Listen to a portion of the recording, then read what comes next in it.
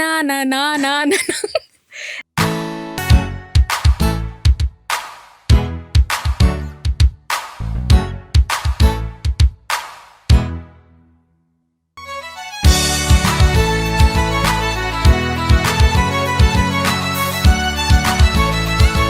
Hi guys, welcome to another episode of Stay Sane with Jane, season 2.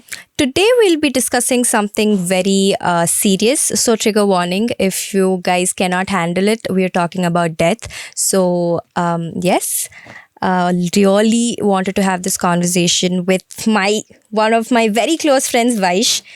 She's here, and Vaish has always been vocal about death from Inter, and I honestly did not experience it in Inter first year, and I couldn't connect to most of the things that she would say back then. She was always vocal. She was always sharing stories from her life, and but into second year where things actually took place and I lost my dad is when I could actually relate to Vaish and how much strength she has, and a lot of my sanity that time came from Vaish because I was always looking up to her, and I thought it will be a nice conversation to have, how to deal with that because of COVID, and a lot of us have lost a lot of our loved ones, and it's a nice conversation to have, a conversation that should happen. I lost my granddad too this year because of COVID, and yes, that's the whole point of this conversation. And Vaish,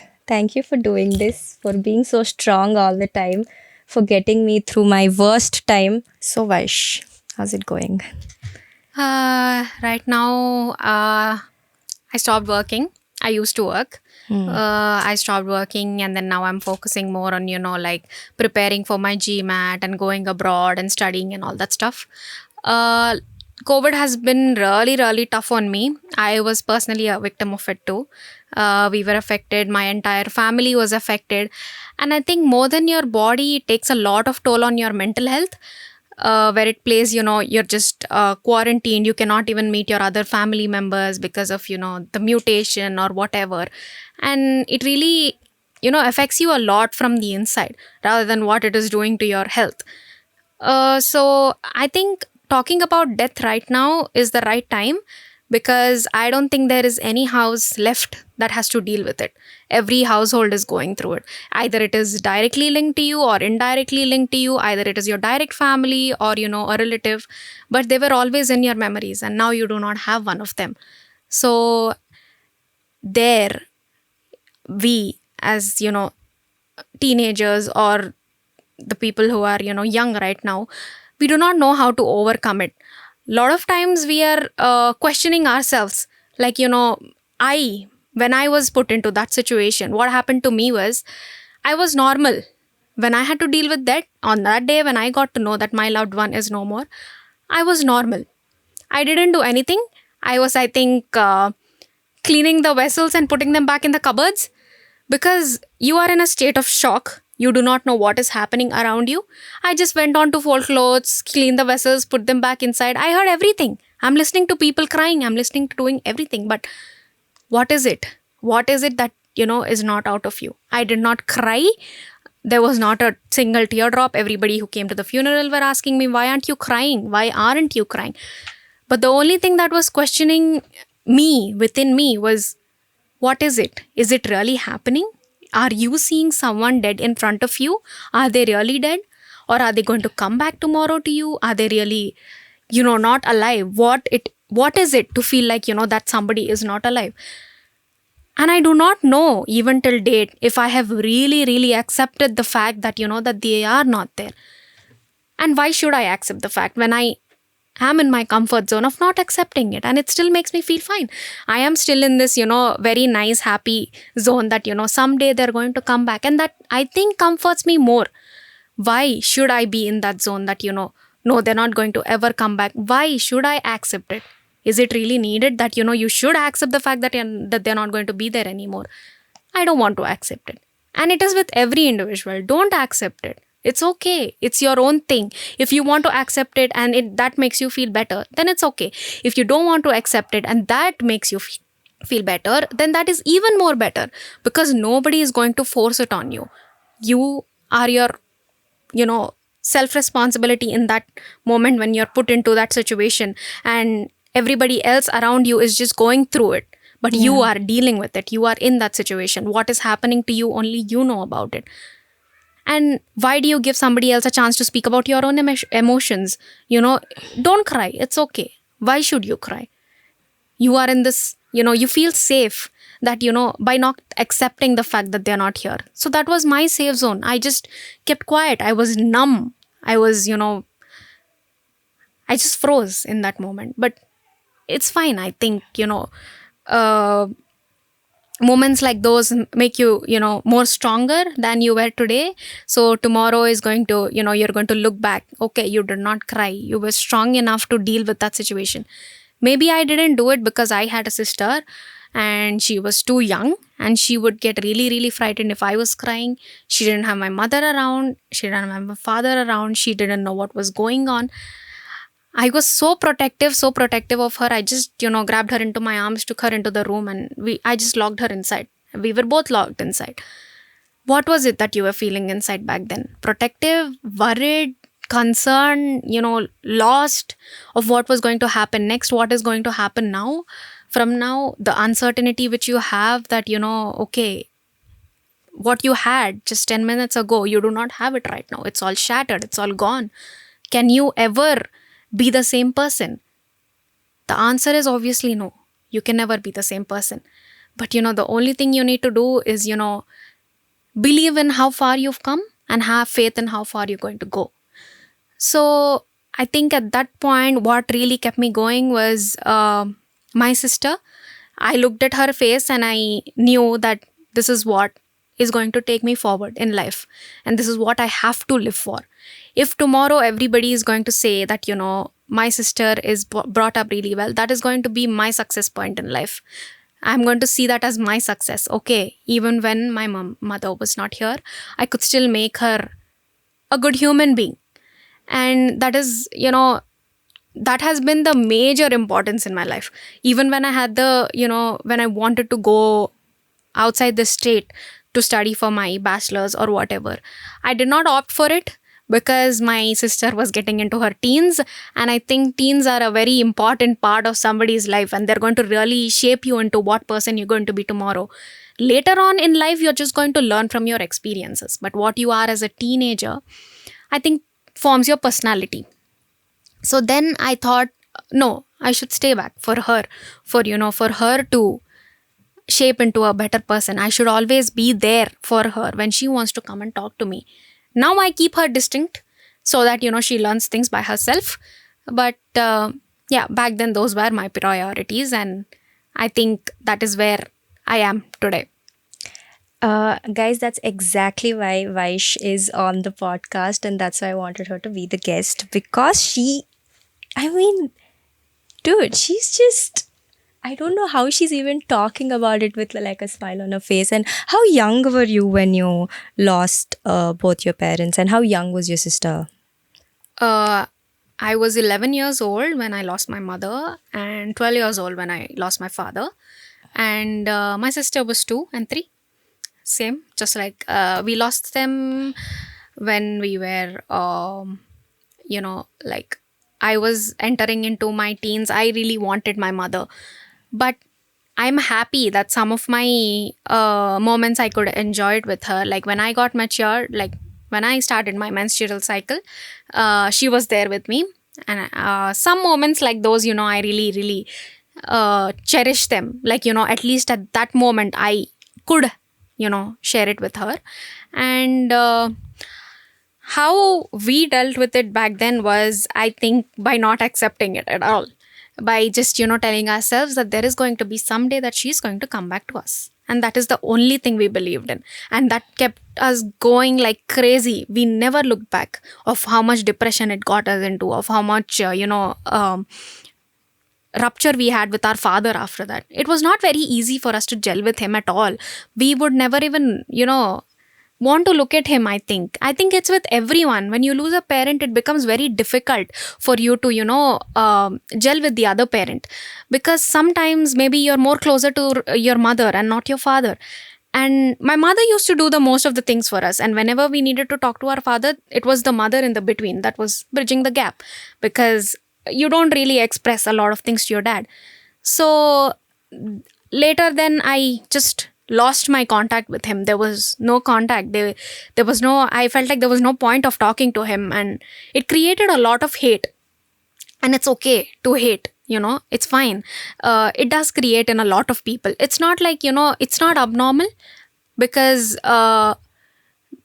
you do have likes and dislikes in a parent. You like your mother more, that is okay. You like your father more, that is still okay. It's not like you're not going to love them. You still love them, but you can still hate them.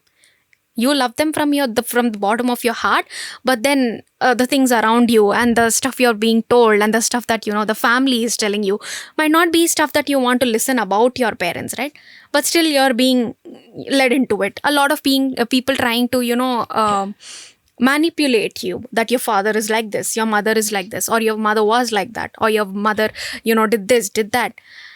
At the end of the day, you just need to remember that whatever she is, whoever she is, whatever she's done, she is still your mother.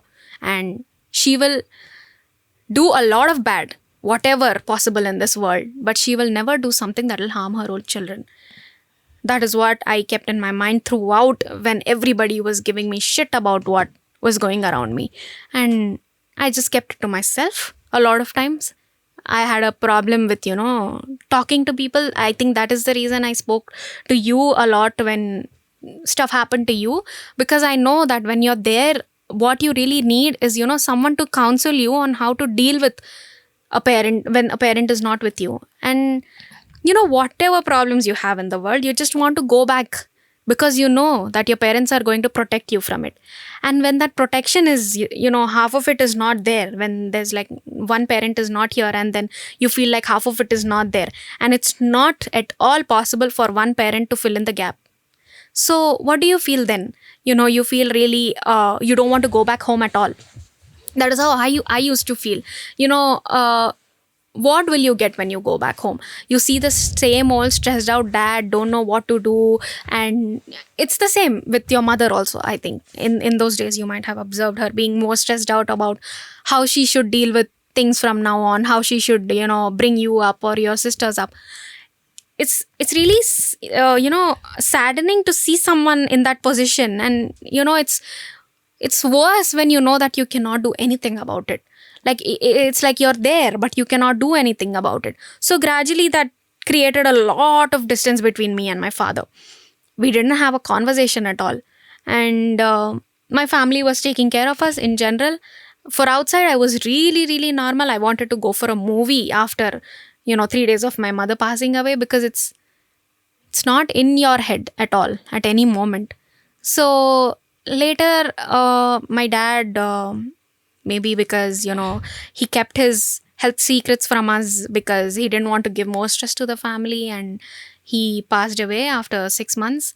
And it was really heartbreaking for me to, think that, okay, I hated him for no reason. He had his own reasons to not be good to us, because he was going through a lot himself. We never understand what the other parent is actually going through, because we just lost our mother. That is secondary. First, she was his partner, then your mother.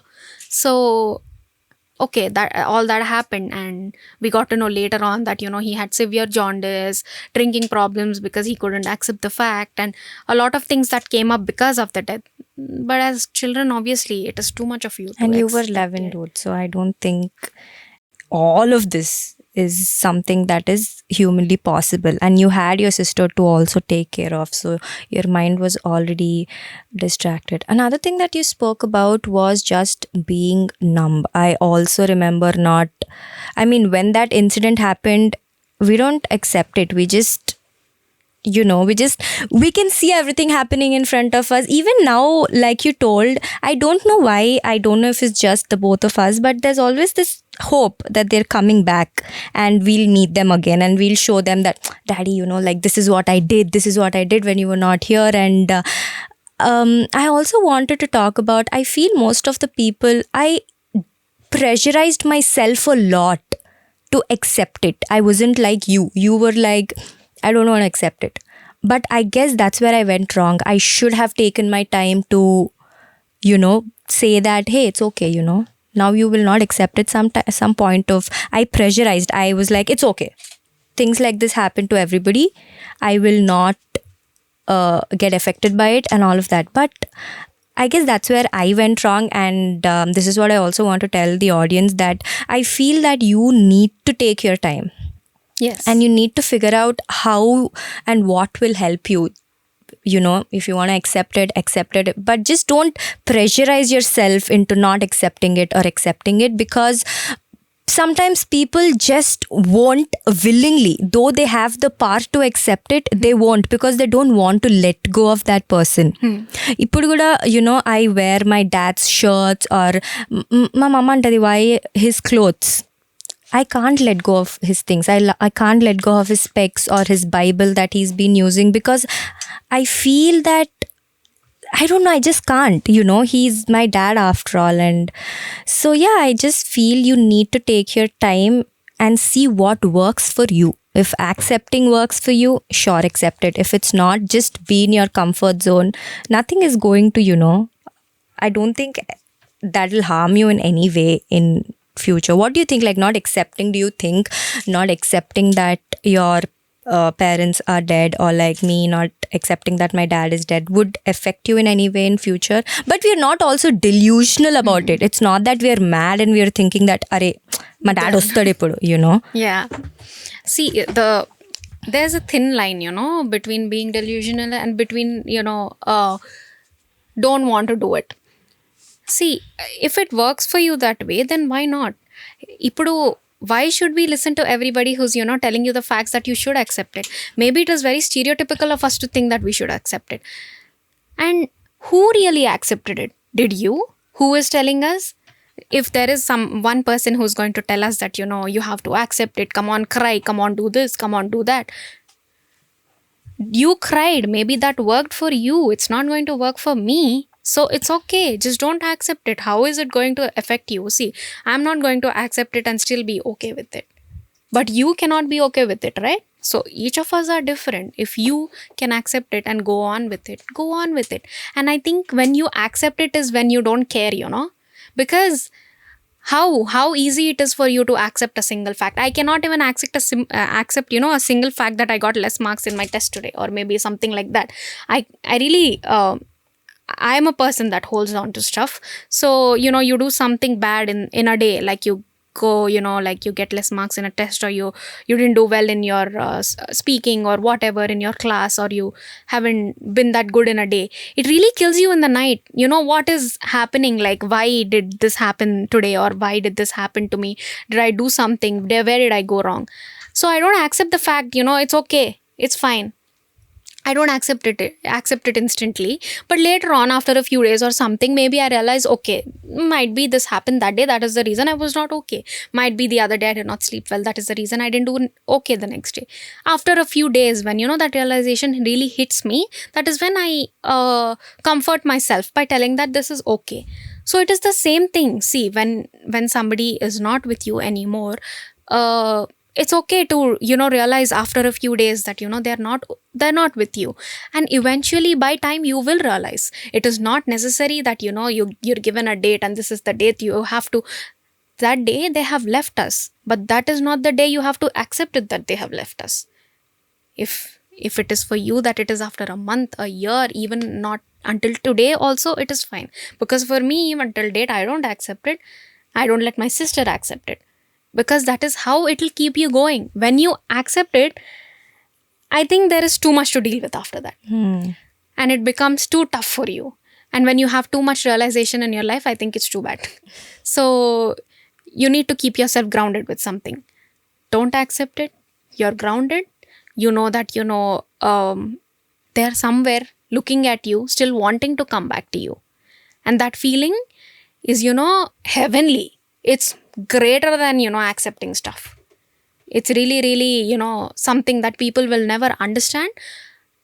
But I think whoever I have spoken to, I always told them that, stay sensitive, but stay strong. You can be sensitive towards that topic, but you have to be uh, really strong from within, from outside, because when other people are going to look at you talking about it, and they will know that you are vulnerable to some topic or to something, and they will start hitting you on the same thing, and that is where they can play a lot of games with you. I think I have been a victim of it a lot of times. People start showing a little love to you and you feel like you have the world with you. That's because We lack that affection from our parents, and yeah. exactly. And I read a lot of articles after that where you seek parental affection from a partner or from a friend or from whoever. So that is, you know even if you try to understand it, you cannot understand it, or you cannot solve it. It becomes more tangled and tangled and tangled. How many ever times you question yourself, why do you do it? Why do you want so much affection from somebody else? Because you are not getting it. There are some people who get it and they do seek more, but that is attention, not affection, right? So we seek a lot of love. People talk to us with 2% of love from them, and we feel like they're giving their entire world to us, because we do not have it at home. Back home you go and then you're really like you're missing out on something. There is always a void in that space, and you feel like, oh my god, what is this? Everything is not in place, and you try to fix puzzles with somebody else. So it's with friends, it's with partners, and I think most of us with partners, because friends at least you expect a little less, but a partner you expect a little more. So I've experienced it very lately that I expect a lot from my friends or from my partners or whoever it is. Why does it happen? Because you do not have anything back home. Even if you do, that is a very big void that is not being filled. So I should really be grateful, because I have a beautiful family. I have my uncles and aunts that take care of me very, very beautifully. And my uncle, we call him, as my father right now. He is a really, really fatherly character to me. He is my father for now and forever. He is my father, because since I have known the world, he has been the father for me, right? So he will always be my father. So what emotion does a person carry to you is really important for people who do not have parents, because or a single parent. When you look through someone, when you look up to someone, you always want to see some kind of affection from them that relates you to somebody. Whether it's your sister, it's your brother, it's your mother, it's your father, whoever it is. And building those connections sometimes might hurt you a lot, because what you give them might not be the same thing you're getting, because it's just you're imagining that you're getting it back.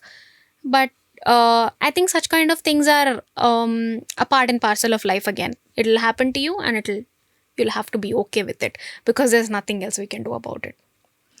You also spoke about relatives and people, close ones telling you that there is a certain, this is what I've been told, there's a certain, especially as girls, there's a certain way people look at you when you've lost your parents, right? Or if I lost my dad, and my mother told me that now people are going to look at you differently.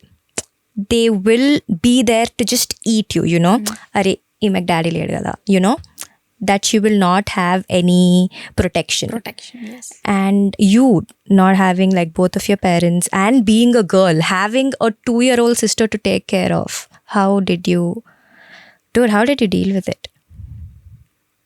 I still get hit on the same point. I feel like people still think I'm vulnerable, and why not? I am still. I will not deny the fact that I am not, and I am still so stupid to fall into that trap. The point is, you're never too old to learn, because the more you go into life, there is going to be a larger of the scam. At this level you have like 1%, then at the other level you have like 2%, then at the highest you have the highest level of people trying to scam with your own feelings. There is always someone trying to manipulate you in your head, And especially with the relatives, oh my god, they are a nightmare. They put stuff into your head that is not even there. And they're so insensitive, like you've just lost, when my dad was in the ICU bed and he had like maybe the last few days, some uncles came home, and since I was like over 16 and I could take the decision, they kind of wanted me to be okay with the ventilator being removed, because that was costing a lot. It was costing around like 2 lakhs per day or something. And their point was, ఎట్లాగో ఇప్పుడు చనిపోతాడు కదా, so let's just take off the ventilator. And as a 16-year-old asking, it was literally asking, Let your dad go. Let your dad die. I mean, dude, like people just get so insensitive, be it friends or relatives, and the things that they tell about your mother, about your father, and I just don't know, like I till date have not, now I'm just numb to it. Now I'm like, I don't really care what anybody is going to tell, because I have my clarity with my dad. I know the relationship I've shared with him, and I don't really want anybody to comment on that, or the relationship I share with my mother, or their relationship.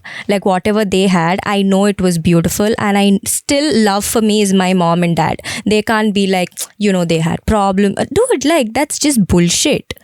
Who is a third party person coming and telling you, if they tell you, this is how it is, and they've not even been in your shoes or been in your life or seen your life for one day, and they have so much to say.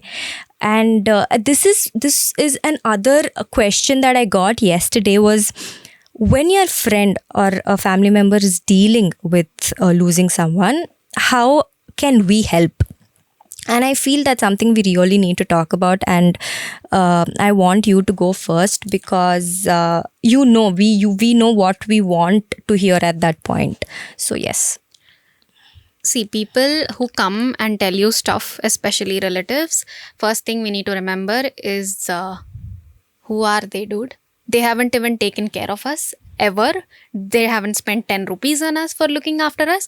But yeah, when somebody is in problems, they want to rush and come to you, and they want to question your entire lifetime. Why? Have you ever done anything good for me? No. Have you ever done anything to look after me? No. Who did it? My parents did it. And I know whatever conflicts they had, or whatever is going in between them, is between us. You are nobody to question it. And who are you to come and tell a 16-year-old to be okay with letting your dad go? It's very tough. You can be so insensitive and inhuman, okay, but that's not with me. You cannot just come to me and say let your dad go. And why are you trying to explain it to me? You are nobody to try and explain it to me. Because if you were somebody, you would have come and told me that you're in a tough time, I understand, you're a kid, just be okay. That is who you speak if you cared for me. Not you coming to me and telling me just be okay with your dad, just removing the ventilator or something. That's not you. You're not even my relative. Who are you? You are nothing to me. And people, the way you should deal with people who are dealing with such kind of things in their life is,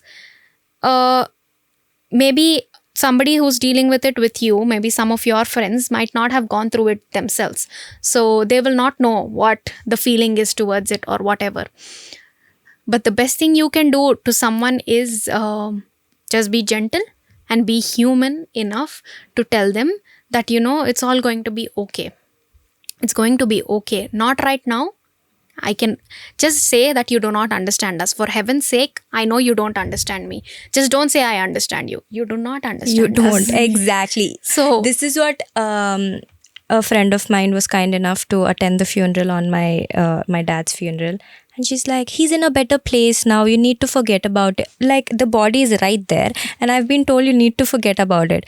And I'm like, that's why I always looked up to you, and I came to you because I was like, I know how it would, I know exactly how Vaish will talk about it, and I will feel better because she's been through it.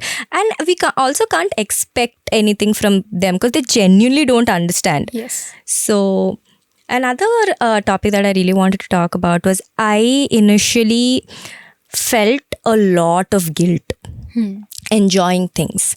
If I was happy, I was like, "Na daddy lekunda enjoy chestunana," you know. And that sort of, I feel sometimes, even if I get like an Oscar or something, naku, I don't know if I'll be happy about it or if I'll be sad ke my dad's not here to look at it, and I don't know how to deal with it. Like, I don't know how to deal with the guilt. I guess eventually I'm learning. It's okay, they will want you to be happy. It's not that you can't enjoy your life now, but also the people I am dealing with back home are like that. They make you realize that you don't have a father all the time. Chanpoina oka next day anukunta, I always wear sleeveless. Like, as a kid I always worn sleeveless. And then aa roju ma daddy memorial adi. Memorial ki I was like, okay, fine, I want to, let's wear it sleeveless only. No, why are you stitching? They were going outside the home to get it stitched. I was like, Undani. They were like, no, you have to put your sleeves. I was like, my dad unte ఏమనకపోతుండే, it's fine for him and it's his day, right? He's like, my dad ఇప్పుడు లేదు కదా. I'm like, dude, you didn't have to be so rude also. Fine, okay, I get it. So yeah, there's always people back home letting you, not just, see, even my mom is like, you don't have a father, you always need to remember that you have 2 sisters you need to take care of. And I feel, especially because we have siblings, it also, we have a lot of more responsibility, right? Because for me it's like the things my sister would usually ask my dad, I would always ask my dad and my sisters, and I collectively ask my dad, daddy manam illu attichukunte swimming pool petpichukundam. And dad was like, ha beta. And then now she comes to me. She's like, akka, manam illu attichukunte swimming pool. And that is just so much responsibility, and like, I'm so protective towards them. Just wanted to ask, do you also deal with that guilt? The day before my mother passed away, me and my mother had a very big fight, like, a very big fight. And I think she was not happy with her life, I think, or she was not, or it was just a phase she was going through. I do not know. But that entire week, I had a very rocky relationship with her. She was totally off and I was totally drifted apart from her. I was trying to explain it to her, that, now that you're here, I know we've been through a lot, but now you need to stay happy with whatever you have. Every day complaining about, she would complain and I would not like it. Every day you come back and you complain makes me feel like we don't have a life. So we need to get a life. So how do you get a life? Stop complaining. Stop, telling me this, telling me that we don't have this, we don't have that. Let's be grateful and happy that we are together. We have a life. We are living together. And she was completely against it. Obviously, Indian parents, speaking back is, not our thing at all. So she just, abandoned me. And I felt really bad. I just took my sister and I just locked myself again in the room. And the next day I had to rush somewhere. I had an annual day that day. So I had to put some mehendi on my hand. And I left. When I was stepping outside my house, she called my sister.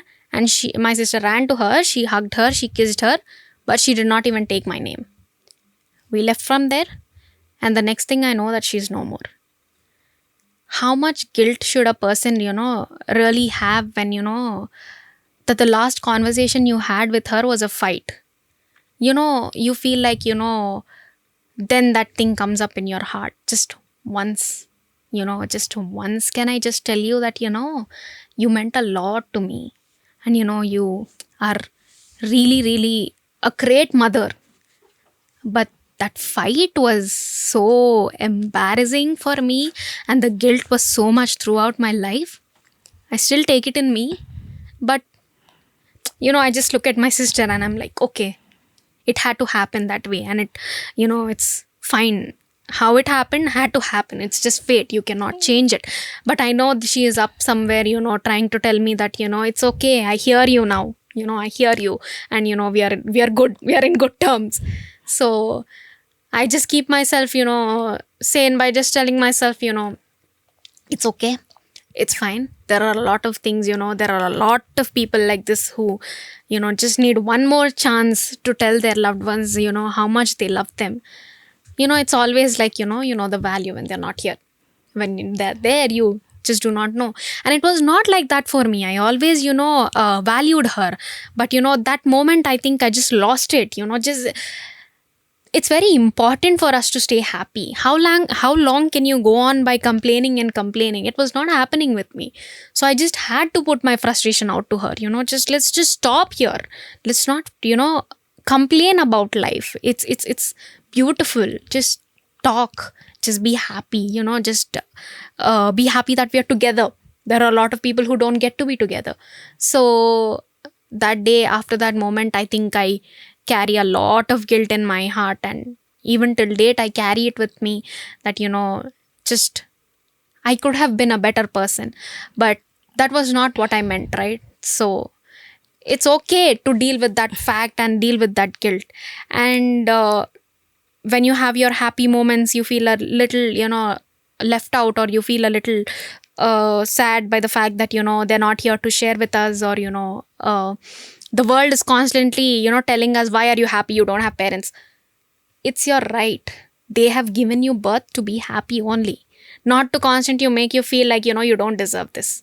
If they have given you birth, they have brought you here, and we should do something that's going to make our parents happy, not somebody else who's just some random guy telling us why are you happy because you don't have a parent, or you because you don't have parents.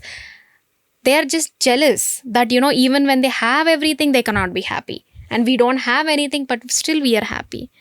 It's just that strength that the circumstances give us, or the surroundings give us, and the strength within you that builds, the responsibility that builds within you. Looking at your younger sibling, you feel like you have your entire life in front of you spread, and you have to work hard.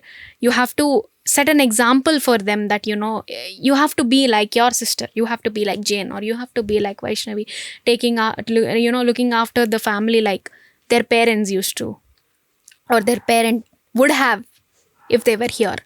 And a younger sibling is a lot of responsibility.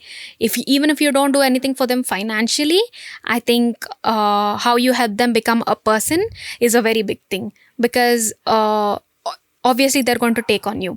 What you do at home, how you react with your mother, or how you react with the rest of the family, is what they're going to learn from.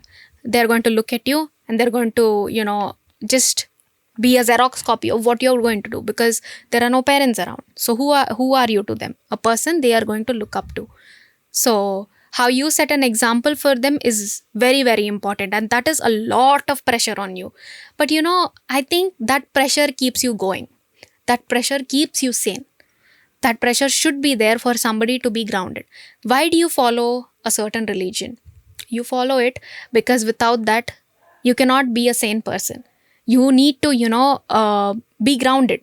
You need to have a set of rules that you follow, a set of guidelines that you believe in, a set of, faiths that you actually want to believe in. So that life becomes your religion. What you want to do, what you want to set a example for your siblings, you want to do for your mother, how you want to take care of the rest of the family, how you would want to, take care of a family you would have in the future with your partner. All that building up in your head is your new religion, is how you are going to set your life into, certain kind of guidelines. Like, this is how I want my life to go. This is how, I want my life to be. Some people come and go and make it not happen, but I think that is just lessons for you to learn from the worst and the worst and the worst. And there comes a point where you're like, why me all the time? I have been through so much. At least now there can be something that is, making me happy.